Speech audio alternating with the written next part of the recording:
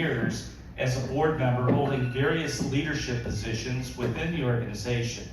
As CEO and Executive Director of BNI Arizona, Chrissie shares a wealth of experiences in networking and entrepreneurship in her role, leveraging her professional success to really benefit Junior Achievement's mission. Catherine has more to share about what Chrissie has meant to JA of Arizona. So, Catherine?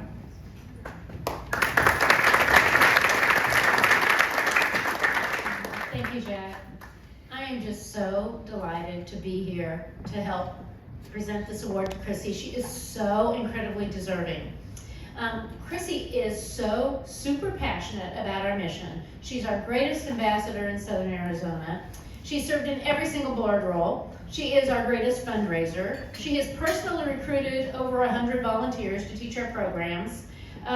She just does everything.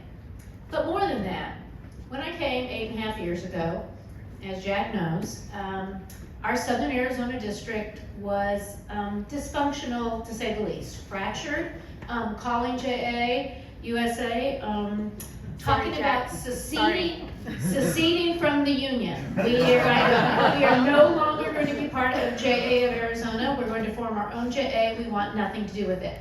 That's what I came into. Thank goodness we had Chrissie. Because as Chrissie's husband, Bill, will say, Chrissie has incredibly high social and emotional intelligence.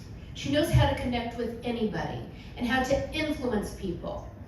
Together, and I could not have done this without Chrissie, believe me, she had to lead that Southern Arizona board to stop talking about seceding. And this was like, it was like a disease. It was terrible. And move them from seceding to succeeding. Move them to a point of talking about what can we do as one Arizona. And today we are thriving, and we could never, ever have done that without Chrissie. And how she is with this social and emotional intelligence also spreads to how she works with kids. So when she first started with Junior Achievement of Arizona, and she was going to go volunteer in the classroom, she said, "Give me your toughest classroom. What is the toughest school you have?" So they had her go to Pueblo High School in Tucson, which is a very, very low-income school. And she walks into the class, and the kids could care less that she was there.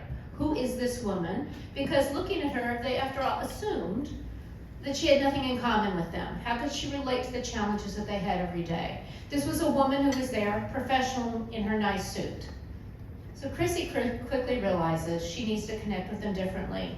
And she says to the class, "Okay, you see the suit I have on? How much do you think it cost?"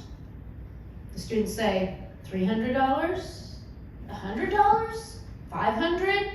She says, no. $25. I bought this suit at a secondhand store. It does not cost much to dress professionally and nice.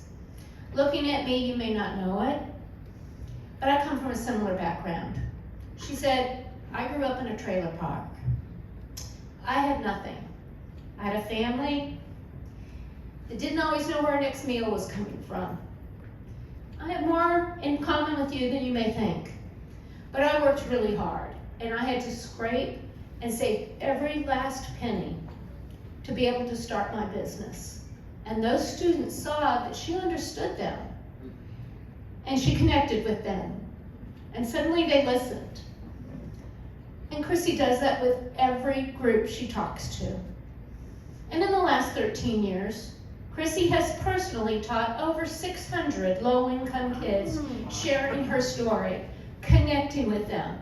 Junior Achievement Arizona would not be where we are without Chrissie. Those students wouldn't be where they are without Chrissie. I am so privileged to work with this woman, and so delighted that she is a winner of the Gold Leadership Award. Thank you.